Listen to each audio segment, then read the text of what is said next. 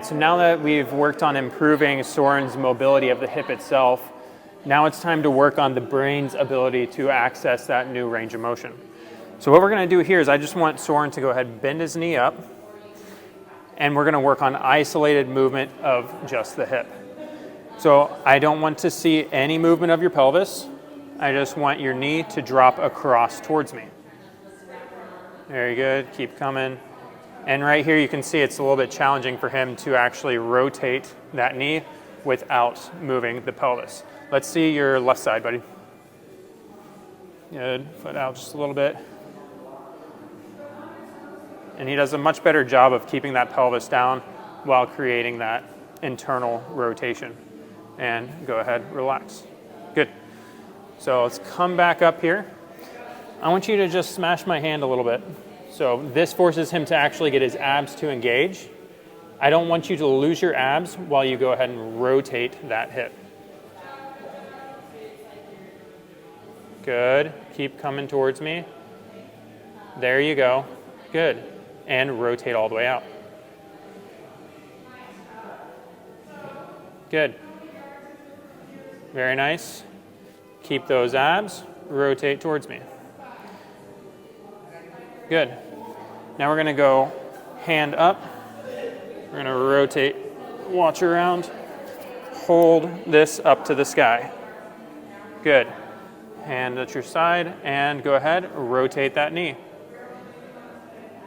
And that looks way better. So for Soren, all we had to do was really get his trunk to have a little bit of challenge to engage here, and then he was able to really access that hip. So I just want you to do a couple of rotations back and forth and really focus on that range of motion occurring here at the pelvis, or here at the hip and not at the pelvis, getting your brain to really feel that hip as you're going through that range of motion. Very good. And one more. Perfect.